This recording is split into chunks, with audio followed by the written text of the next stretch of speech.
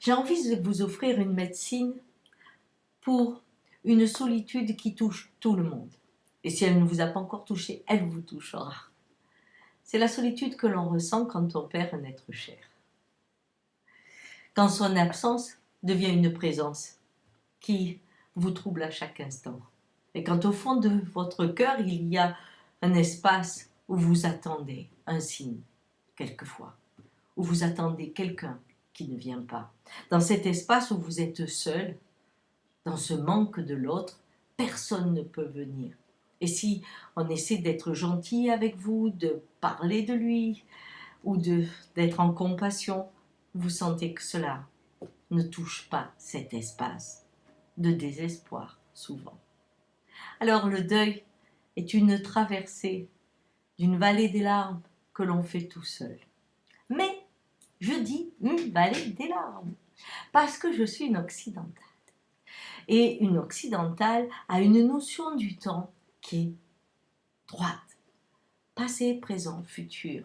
Je commence, je finis. Je nais, je meurs. Il y a un début, une fin. Nous voyons les choses toujours dans un alignement ou dans une verticalité. De fait, perdre quelqu'un, c'est marcher tout seul dans le vide.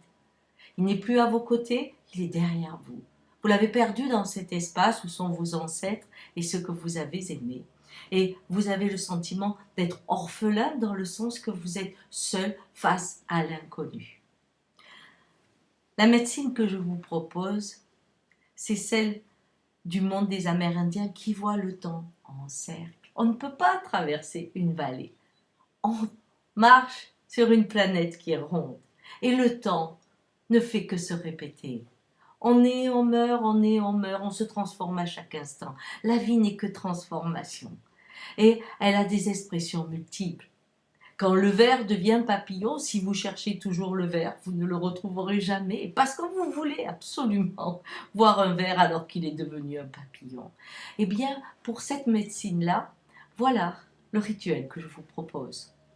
Partez en forêt, dans une forêt, pas dans un jardin très joli sûrement, mais une forêt, pour que vous repreniez contact avec des lieux qui vivent sans la main de l'homme, où les arbres poussent sans être arrosés, où les oiseaux font leurs petits sans qu'on s'en occupe, où l'eau peut encore traverser un petit peu partout, et où la vie a son propre équilibre et n'a pas besoin de vous, sauf peut-être pour les petits chemins, afin qu'ils ne soient pas trop envahis et que vous puissiez vous promener. Et puis, quand vous marchez, prenez juste conscience de ce qui se passe en vous et pensez à la personne que vous avez perdue. Sentez qu'il est loin de vous et très souvent vous allez le mettre derrière comme s'il était parti. Et combien vous êtes seul face à ce chemin et ce grand vide qui se met devant vous. Et puis prenez le temps de l'homme indien. Et là, il n'y a que des ancêtres dans un cercle, ce qui fait que celui qui est parti, comme c'est le dernier, il est juste devant vous. Et votre pas ne va que vers lui.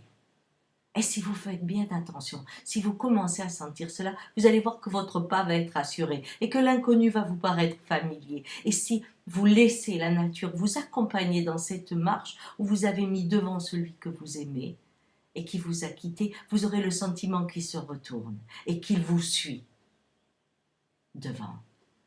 Et que vos regards peuvent à nouveau se trouver. Même s'il n'est plus un ver dans la légende, mais qu'il est devenu un papillon. Vous saurez, dans cette vibration, reconnaître l'expression de la vie qui vous a unis.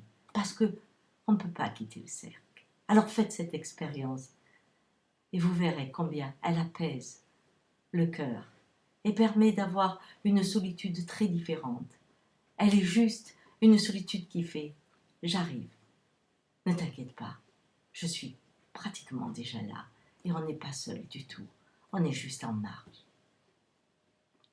Bonne expérience.